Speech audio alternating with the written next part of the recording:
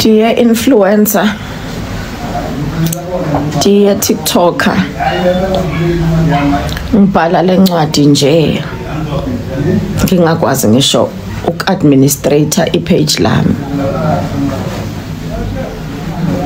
Mhlamba bangazi ukangitracer as far as 2007, as far back as 2010. Google me.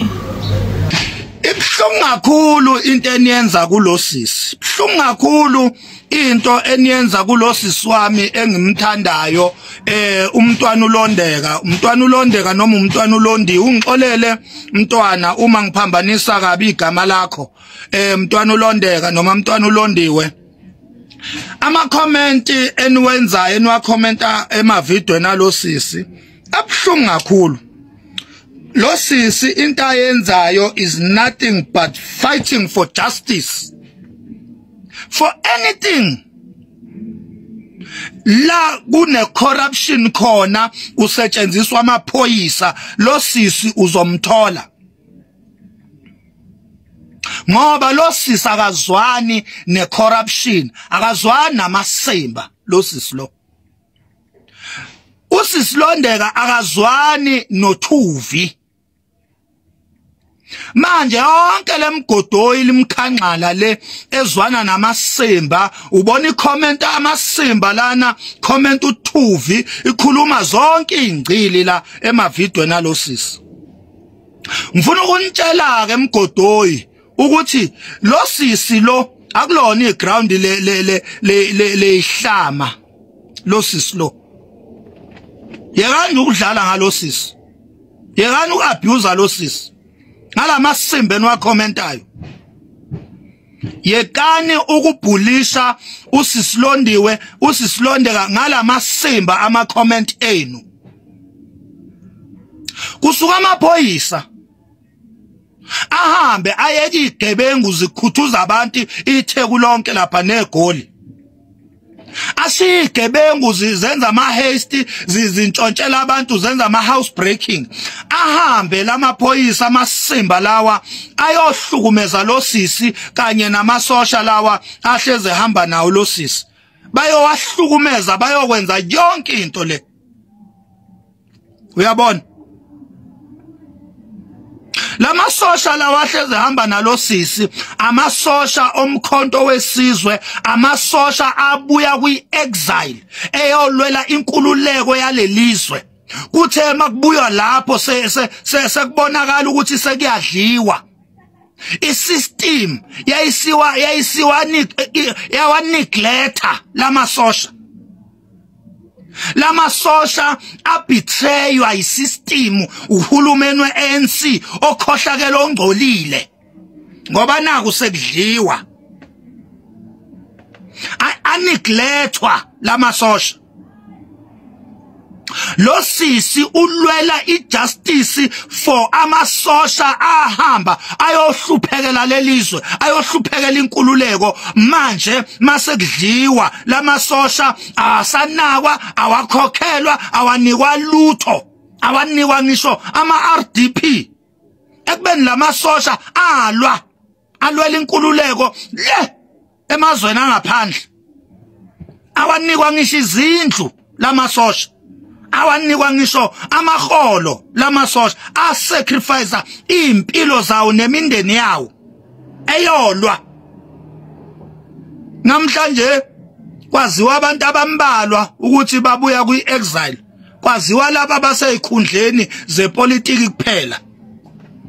Umbuzo uthi iyiphi inkululeko eyizolwelwa abantu abawu5 abawu10, ngoba phela abaseyikhundleni they are even less than 10 ababuya kuma exile.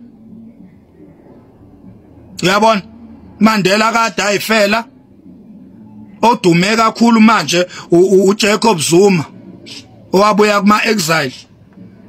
nabanye nje abambalwa I think ba less than 10 abantu nje engathi impilo yabo baphila impilo right ababuya kuma Ezal. The rest amasosha ahamba ayotrainwa ayecommandwa ubaba uJacobs omunye futhi owaba nenhlanhla uLokhuzi ubheka icele lelo mbuka lelo ubheka icele ibetrayal leyo ubheka icele eyaqeqeshwa uZuma yakhomando uZuma yamoldwa yakhiwa uZuma ithe jika ngoba naku sekudliwa seyamjikela uZuma seyigijima no Ramaphosa nangesikhathi uZuma engena ekubeni upresident wabona ukuthi leli mbuka leli selibhizi manje na ligijima liyambukaza ligijima noThabo Mbeki wafika uZuma walixosha ngoba wayengeke uZuma aphathe kanye nembuka leli elubheka icele imbuka leli elubheka icele elajikela umsholozi laqala la sayida nezitha ama betrayers kamsholozi leli imbuka la sayida kade liphethe umsholozi yonke into eliyaziyo la ifundiswa umsholozi lithe lijika lakhohlwa ngoba naku selifuna amaqatha omqolo lajikela umsholozi ingakho umsholozi wathi mayengena esikhundleni walixosha lelimbuka ngoba wayeselazi kahle la kade lamqala lelimbuka leli lamqala khona lapha ya kwi exile walibuka umsholozi lelimbuka namhlanje livumele ngokwalo lathi lona since selokhu kwathi inhlo ucommander walo umsholozi likusho lokho after umsholozi selamthatha lamvalela ejele isibili ngoba phela umsholozi uboshwe uyu ubheka icele lo 15 months lo ka zondo lo sisi ulwela justice for lamasosha ahlukunyezwa isystem isebenzisa iSAPS namaphoyisa ukuthi kuhlukunyezwe lamasosha lo sisi umntwana lo sisi wasendlunkulu ulwela ijustice lamasosha wanazo ngisho indawo zokulala ngokwe system lamasosha kumele abamaphara alale emgaqweni ngokwe system lo sisi uvika leyo nto uyalwa lamasosha kumele ngaba hosikhotheni abamba inkunzi kumele ngabalale emgaqweni amaphara lo sisi uyalwa uyakuvika lokho ukuthi ningenzeki ngoba isystem ithi akwenzeke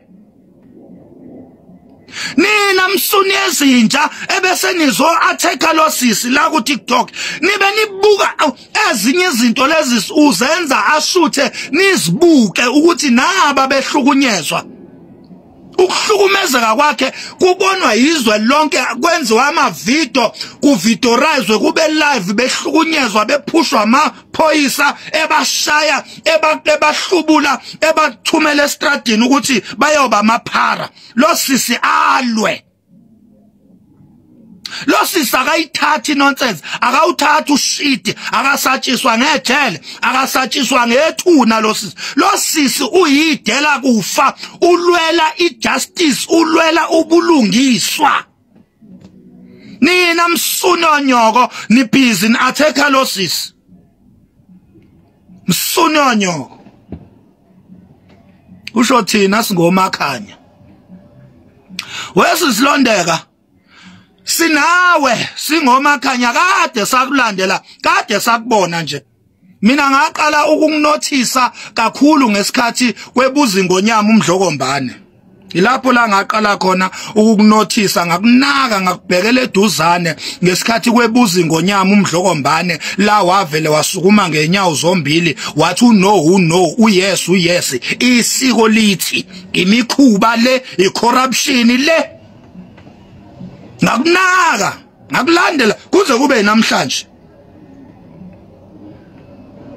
wathola amazondo ngokulwela amalungelo kaMdlokombane wathola amazondo yakuzonda yakwenyanya isystem le eyayinyanya umdlokombane